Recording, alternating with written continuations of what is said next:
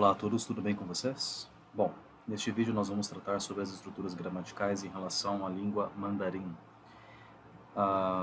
O meu grande foco neste vídeo, e justamente porque eu venho estudando essa língua e venho me maravilhando com os fenômenos que nela ocorrem, é simplesmente esclarecer alguns pontos relacionados à ordem da estrutura sintática que nós encontramos nessa língua, com foco também de esclarecer alguns devaneios em relação ao modelo tópico-comentário, né? Topic prominent, como nós gerativistas normalmente expomos. Então vejamos quais são, primeiro de tudo, quais são as características tipológicas e morfológicas da língua, que segundo, no caso, a tipologia vai dizer que é exatamente assim. Veremos que na prática algumas estruturas sintáticas tendem a variar. Primeiro de tudo, é uma língua isolante, é considerada também uma língua tonal, porém, quando nós falamos isso em linguística, não é bem certo dizer que somente línguas, como no caso do mandarim, são línguas tonais. Mesmo nós, a língua portuguesa, também temos tons, como nós falamos, por exemplo, eu jogo, o jogo.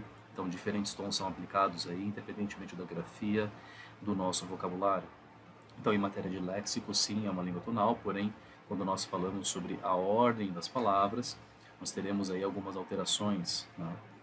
É dito também que ela retém ali uma forte dependência dessa ordem, então é uma língua considerada como sendo SVO, veremos que não é bem assim. É tida também como contendo relações gramaticais marcadas por partículas, o que veremos que nem sempre as partículas elas exaurem todo o conteúdo da matéria, veremos que existem situações que isso não ocorre exatamente. É dito também existir um sistema aspectual em vez de termos verbais. Aqui deve ser compreendido simplesmente do ponto de vista morfológico e não da interpretação que nós temos em Aleph. Isso é uma coisa que, já adiantando o conteúdo dessa matéria, veremos que sim, existem aspectos do ponto de vista do elemento verbal que precisam ser levados em consideração, como por exemplo verbos psicológicos que são estruturalmente não marcados por partículas em determinadas situações, como no caso de shi huan, que é o verbo gostar. Porém, veremos que existe aí um critério a ser analisado. Além disso, é dito também que retém uma estrutura em PF como sendo SVO. Então, em forma fonética, nós temos sim aí um elemento SVO a ser considerado. E o restante nós realmente temos essas descrições, como ausência de flexão verbal, não há conjugação, por assim dizer, ausência de marcação de número e gênero para substantivos, exceto em grafias específicas dos caracteres, uso de classificadores nominais, uma espécie de derivação limitada, porém veremos que ela ainda retém determinadas derivações, e morfemas também geralmente monossilábicos. Porém, quando nós fazemos a comparação daquilo que nós temos entre morfologia, sintaxe e dentro da sintaxe o aspecto verbal, nós temos aqui realmente um exemplo característico somente para elucidar como que determinadas características voltadas à morfologia em mandarim, elas na verdade são muito mais complexas do que a princípio se imagina. Então, wo shi huan chui mi fan é uma frase que significa eu gosto de comer arroz. Nós temos a palavra mi, que seria este caractere aqui.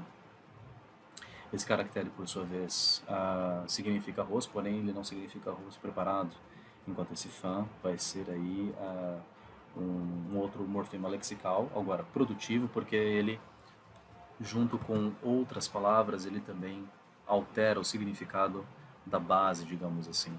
Então, ele acrescenta, ele produz significado quando ele está junto a determinadas outras formas lexicais. Então aí nós temos aí 4 exemplos disso, como arroz cozido, café da manhã, almoço, jantar. Para além disso, quando nós falamos agora sobre o aspecto, fica agora para nós, de certo modo, claro que existem determinadas características, nuances que em mandarim não vão funcionar. Então, no caso aqui, uma frase agramatical, eu não vou dizer agramatical no sentido de ser incompreensível, talvez um aprendiz da língua cometa este erro no momento de enunciar uma determinada frase, porém, no caso aqui, nós temos verbos psicológicos com a impossibilidade de terem determinada marcação de tempo, pelo menos em determinados sentidos. Eles não podem ser os verbos principais, como aqui no caso de wo chi huan chi wo mi fan. Então aqui nós queremos dizer que eu gostei de ter comido, né? Eu gostei de comer arroz. Esse guo vai ser aí uma partícula designando ti e um aspecto de passado, né? Uma experiência que foi realizada. Porém, o fato de nós termos ti huan torna a frase agramatical. Então, quando nós falamos sobre partículas em mandarim, uma coisa que deve ser extremamente clara aqui é de que, embora a gramática vá dizer que sim, quando nós analisamos sintaticamente, e mesmo quando nós olhamos de maneira mais profunda, do ponto de vista linguístico, para essas outras duas frases, fica um pouco claro do porquê que, na verdade, partículas elas não são os elementos ordenadores, o significado de uma frase específica, mas eles apenas são indicadores morfolexicais para a alteração daquilo que vai acontecer em forma fonética, né? Então, passei a gostar de comer arroz é uma frase que funciona melhor do que a anterior, por conta de kaishi. Então, kaishi, que é o verbo passar, aqui ele está no passado, ele deve ser interpretado no passado, por conta da partícula que é encontrada no final desta frase, le. Então, wo kaishi shi huan qu mi fan le. Nós temos aí, passei a gostar de comer arroz. Então, veja que agora nós não temos mais um verbo psicológico, mas uma mudança de estado. Então, o aspecto também ele está sendo aí colocado em voga. E um outro elemento também marcador aí de aspecto, nós temos também o guo, como nós havíamos já mencionado. E neste caso, eu já comi arroz, esse guo, denotando a ideia de que uma ação já foi realizada.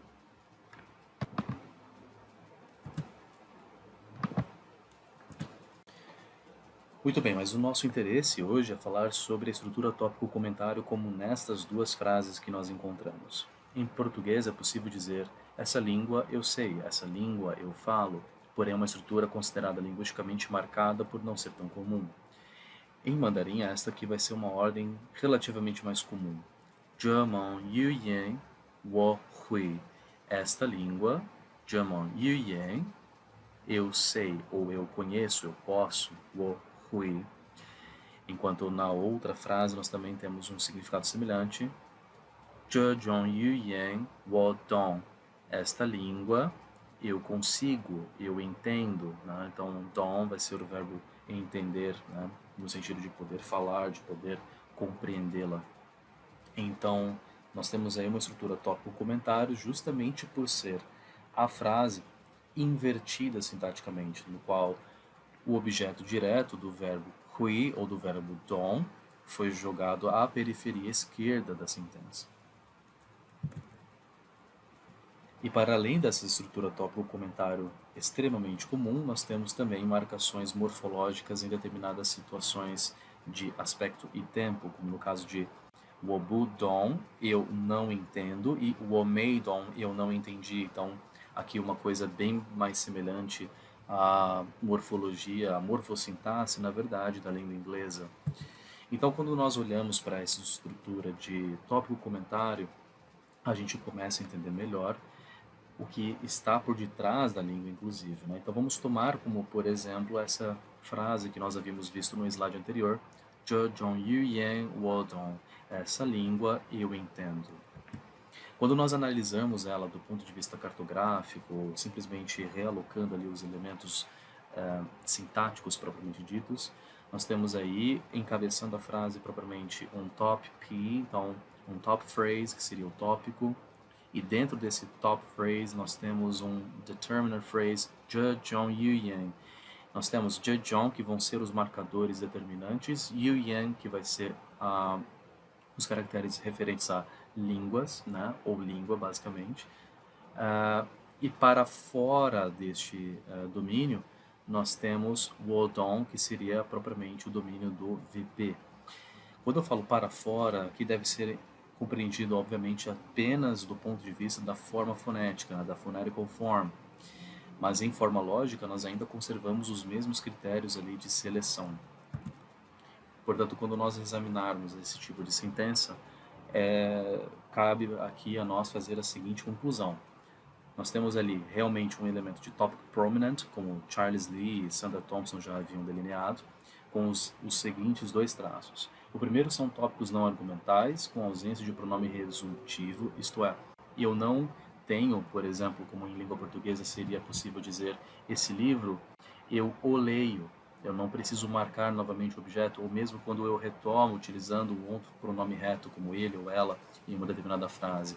Aquela casa, ela é bonita. Em português é possível de se dizer, em mandarim é agramatical.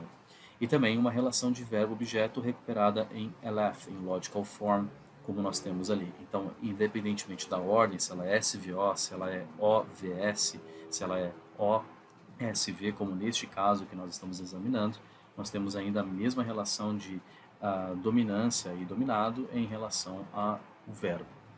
E por último, o segundo argumento que nós temos aqui é que o caso ele aparece como condição de licenciamento argumental.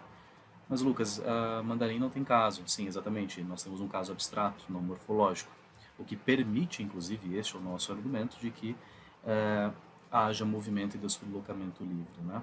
Então, mais uma vez, a linguística gerativa nos auxilia aí a entender melhor como estes procedimentos ocorrem.